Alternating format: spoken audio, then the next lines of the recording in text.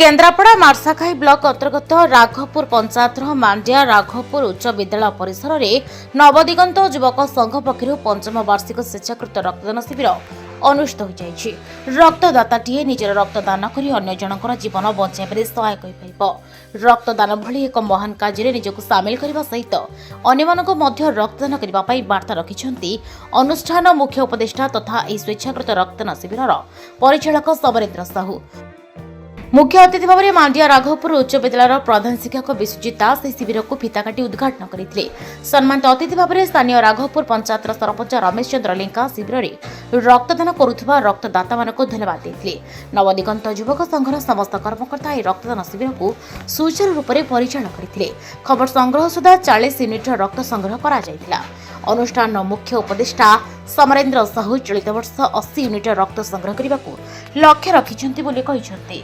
हाँ निश्चिंत यहाँ गोटे बड़ समाज सेवा आठू आ बड़ सेवा बोधे किसी ना तो आम पिला समस्ते यही विद्यालय छात्र जिन सार कहते तो समस्ते मिसिक आम रज महोत्सव गोटे ऑर्गेनाइजेशन आम रज महोत्सव करे प्लस आमर नवदिगंत युवक संघ जो होती से युवक संघर समस्त पिला चिंता कले रक्तदान शिविर आम करवा लास्ट 5 वर्ष रक्तदान शिविर करमती 75 यूनिट फर्स्ट हाँ लास्ट 5 वर्ष है आमर यही रक्तदान शिविर चली तो ये रक्तदान शिविर कर कारण हूँ जे समस्ते जानवा दरकार जे गोटे यूनिट ब्लड रे जड़े दान कले 3 जनकर जीवन बंची पार तो रक्तदान करने द्वारा गोटे लोकर जो 50 प्रकार 30 प्रकार जो टेस्ट होची से टेस्ट से क्लीयर होला पर जाई ता ब्लड आउ का दि जाई पारे तो सी जानले जे मु फिट एंड फाइन अच्छी मोर कौन रोग नहीं तापर आपणकर प्रेशर भी बैलेंस हो जाई पारे आपणकर हिमोग्लोबिन केते अच्छी सेटा भी जना जाइबो आपणकर कोलेस्ट्रॉल लेवल भी ठीक रहिबो तो रक्तदान कला परे बहुत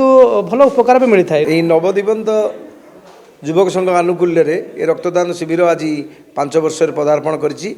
दीर्घ 5 वर्ष धरी ये कार्यक्रम चलुची। युवक संघर पिला माने जो माने समस्ते होचंदी मोर छात्र सेमानकर उद्देश्य रही समाज सेवा एवं सामाजिक उन्नति करवा सेमानकर लक्ष्य। रक्तदान द्वारा गोटे मनीष जीवन को बंचेवा एमानकर बड़ लक्ष्य।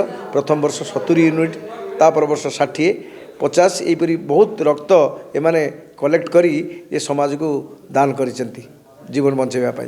तेबे एभली किछि गुरुत्वपूर्ण खबर देखिबाकू चाहंती आम चैनल को लाइक सब्सक्राइब और शेयर करंतु।